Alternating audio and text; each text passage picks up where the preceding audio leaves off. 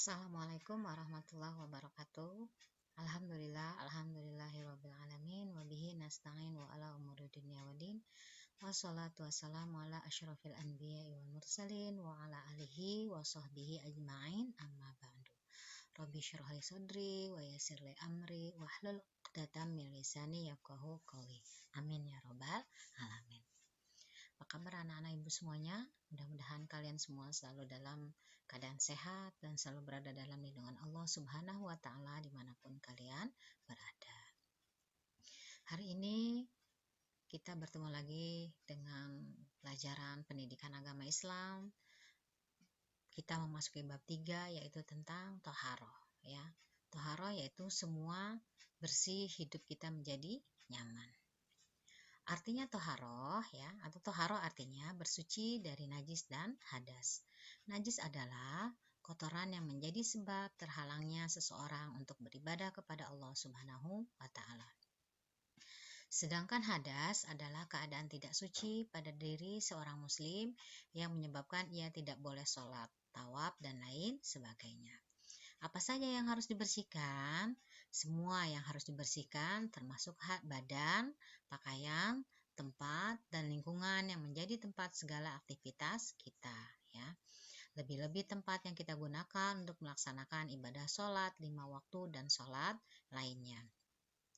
Lokasi ibadah ini harus suci dari najis dan bersih dari segala kotoran, karena pasti akan menjadi lebih sempurna dan bermakna. Toharoh terbagi menjadi 2, yaitu dari najis dan toharoh dari hadas ya.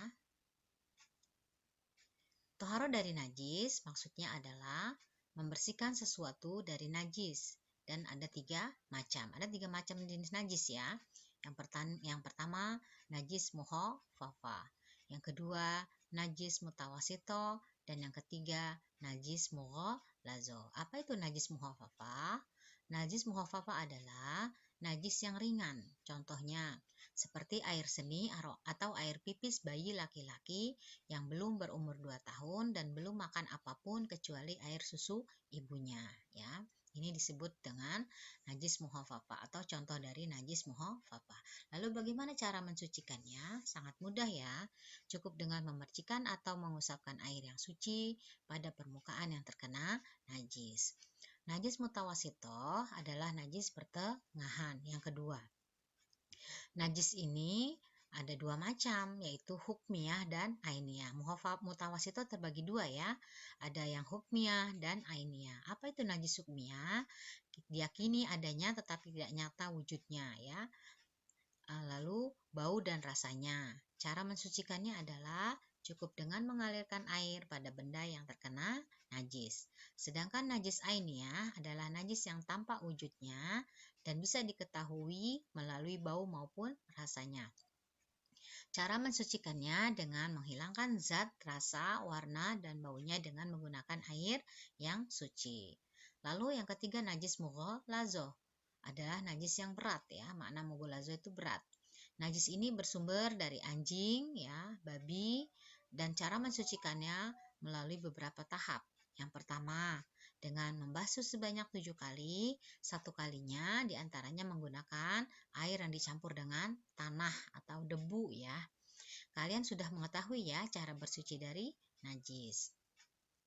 Kita terkena hadas kecil apabila mengalami atau melakukan salah satu dari 4 hal. Di antaranya yang pertama, keluar sesuatu dari kubul atau kemaluan dan dubur. BAB dan BAK ya, buang air besar dan buang air kecil. Yang kedua, hilang akal, contoh tidur ya. Itu akan membatalkan itu kita terkena hadas kecil ya, membatalkan wudhu. Yang ketiga, bersentuhan kulit antara laki-laki dan perempuan yang bukan muhrim. Lalu yang keempat, menyentuh kubul atau kemaluan dan dubur dengan telapak tangan ya, itu akan membatalkan wudhu. Lalu bagaimana cara mensucikan hadas kecil ya? Dengan berwudhu ya. Apabila tidak ada air atau karena suatu hal, maka bisa dengan tayamum ya. Cara menyucikan hadas kecil dengan berwudu. Bagaimana dengan hadas besar? Kita terkena hadas besar apabila mengalami atau melakukan salah satu dari 6 perkara. Yang pertama, berhubungan suami istri. Yang kedua, keluar mani. Yang ketiga, haid atau menstruasi. Ini khususnya untuk para wanita. Yang keempat, melahirkan, ya, untuk para wanita juga. Dan nifas, keluar darah setelah melahirkan. Yang keenam, meninggal dunia. Lalu cara mensucikannya dengan mandi wajib, yaitu membasahi seluruh tubuh dari ujung rambut sampai ujung kaki. Apabila tidak ada air atau terkena suatu hal, maka bisa dengan tayamum, ya. Nawaitul ghusla liraf'il hadasil akbar fardhu lillahi ta'ala. Itu niat mandi wajib. Masalah hadas besar bagi perempuan menjadi sangat penting dan menarik untuk kita pelajari. Perempuan mengalami peristiwa khusus yang tidak dialami oleh seorang laki-laki. Seorang perempuan mengalami peristiwa haid, nifas, dan terkadang istihadah. Darah yang keluar dari rahim perempuan ada beberapa macam. Ada yang dinamakan darah haid, darah nifas, dan istihadah. Pertama, darah haid. Apa itu darah haid? Darah yang keluar pada saat perempuan kondisi sehat, ya. Setiap bulan nih biasanya datang bulan kita nyebutnya, ya. Adapun ciri-ciri secara umum adalah kental, hangat, baunya kurang sedap, hitam, merah tua, kemudian berangsur-angsur menjadi semakin bening. Sebagian perempuan ada yang sudah mengalami haid saat mulai umur 9 tahun. Jadi kalau kalian para wanita khususnya kalau sudah mulai berumur 9 tahun, ya, bisa jadi kalian bisa datang bulan. Namun rata-rata mereka mengalaminya pada usia belasan tahun. Haid itu minimal sehari semalam, ya, sedikitnya. Dan biasanya paling lama 6 atau 7 hari, ya. Dan ada juga yang 15 hari. Tapi kalau sudah lebih dari 15 hari, ya, darah masih tetap keluar, maka darah itu merupakan darah istihadah atau darah penyakit. Berarti perempuan itu atau kalian itu mempunyai penyakit kalau sudah lebih dari 15 hari. Apabila kalian ada yang mengalami kondisi ini, segeralah berkonsultasi dengan dokter, ya. Perlu diingat bahwa perempuan yang sedang haid tidak boleh melaksanakan sholat, puasa, membaca dan menyentuh atau memegang mushaf Al-Quran, tawaf, tidak boleh berdiam diri di masjid, ya, berhubungan badan, dan bercerai dari suami. Yang kedua, darah nifas, darah yang keluar sesudah melahirkan, ya. Setelah kosongnya rahim dari kehamilan, meskipun hanya segumpal darah, sedikit atau banyaknya darah nifas juga bervariasi. Ada yang hanya 1 tetes, keluar sehari, ada yang 2 hari. Rata-rata perempuan mengeluarkan darah nifas selama 40 hari. Dan yang paling lama adalah 60 hari. Adapun cara mandi wajib untuk perempuan yang sedang nifas, ya, yang telah nifas, sama sebagaimana mandi haid.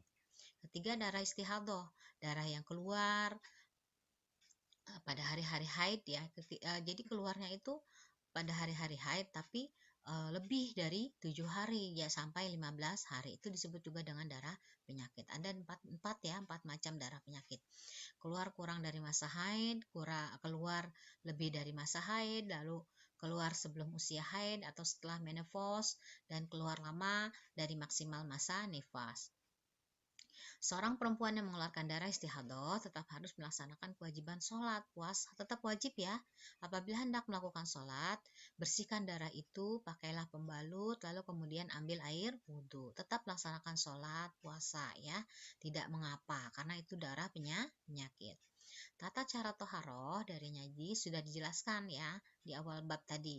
Sedangkan tata cara toharoh dari hadas meliputi mandi wajib, wudhu, dan tayamum, ya. Adapun sarana yang digunakan untuk toharoh, air, debu, dan batu, tisu, dan lain sebagainya, ya. Pada umumnya orang bersuci menggunakan air. Adapun air yang bisa dipakai untuk bersuci adalah air yang suci sekaligus mensucikan.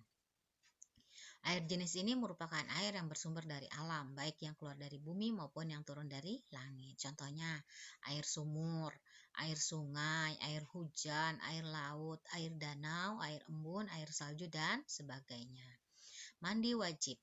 Mandi wajib adalah mandi untuk menghilangkan hadas besar. Sering disebut juga dengan mandi janabah, ya, atau mandi junub. Adapun cara mandi wajib adalah sebagai berikut. Niat mandi untuk menghilangkan hadas besar, ya. Kita lafalkan, ya. Dalam bahasa Indonesia, saya niat mandi menghilangkan hadas besar karena Allah. Nawaitul gusla lirafil hadasil akbar fardhu lillahi ta'ala. Ya. Menghilangkan najis apabila terdapat di badannya seperti bekas tetesan darah, ya. Lalu membasahi seluruh tubuh, ya, mulai dari ujung rambut sampai ujung kaki. Pada saat mandi wajib, kita juga disunahkan untuk membaca basmalah, Bismillahirrohmanirrohim. Lalu mencuci kedua tangan, ya. Sebelum dimasukkan ke dalam bejana atau kita menyendok air, ya, berwudulah terlebih dahulu. Kita disunahkan untuk berwudu, mendahulukan yang kanan. Jadi anggota yang kanan, ya, tangan kanan, kaki kanan, ya, bagian tubuh sebelah kanan itu yang harus kita gosok dan kita siram terlebih dahulu.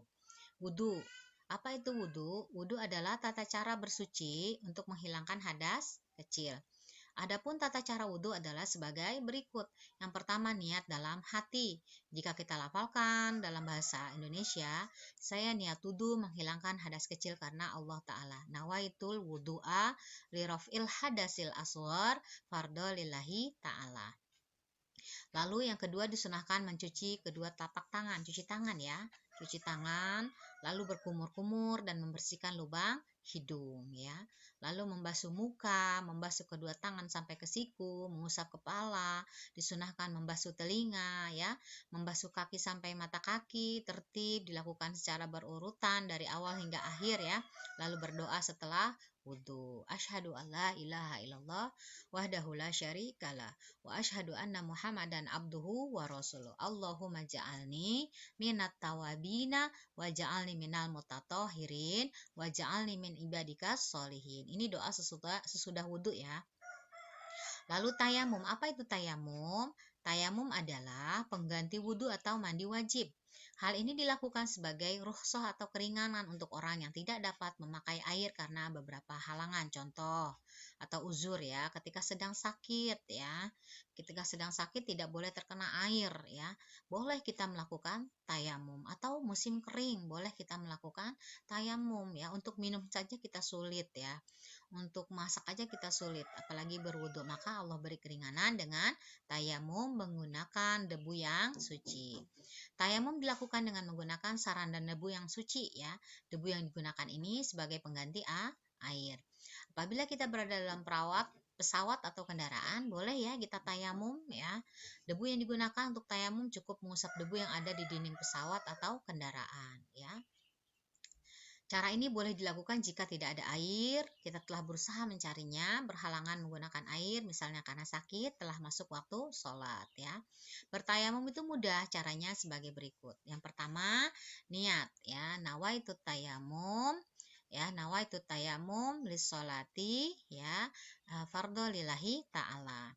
Lalu mengusap muka dengan tanah atau debu, ya. Kita usap, lalu kita mengusap tangan, kita ambil lagi debunya, kita tiup, lalu kita usap tangan kanan dan tangan kiri. Lalu mengusap tangan kiri hingga siku dengan debu, ya. Betapa pentingnya bersuci atau toharoh dalam kehidupan kita, baik dari najis maupun dari hadas, ya. Bersuci memiliki keutamaan dan manfaat yang luar biasa, ya, yang sangat luar biasa. Keutamaan-keutamaan itu antara lain, yang pertama, ya, ini hikmah dari toharoh atau bersuci. Orang yang hidup bersih akan terhindar dari segala macam penyakit karena kebanyakan sumber penyakit berasal dari kuman dan kotoran.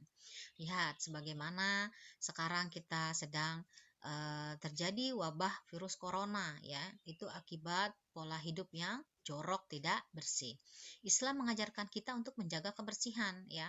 Makanya mudah-mudahan kita selalu berharap, ya, bersyukur mudah-mudahan kita terhindar dari segala macam penyakit atau virus corona ini. Makanya kita harus menjaga wudhu, ya, rajin cuci tangan karena di dalam berwudhu itu ada cuci tangan, kumur-kumur, ya, basuh hidung, semua kita bersihkan dengan air, ya. Kita lakukan sehari 5 kali itu untuk sholat 5 waktu yang wajib, apalagi sholat-sholat sunnahnya, misalnya duha, tahajud, ya, luar biasa. Umat Islam itu adalah umat yang paling bersih, ya, selalu menjaga wudhu. Yang kedua, Rasulullah SAW bersabda, bahwa orang yang selalu menjaga wudhu akan bersinar wajahnya kelak saat dibangkitkan dari kubur. Ayo kita jaga wudhu kita, ya. Jadi wudhu itu adalah salah satu sunnah dari Rasulullah Shallallahu Alaihi Wasallam. Dapat dijadikan sarana untuk lebih mendekatkan diri kepada Allah.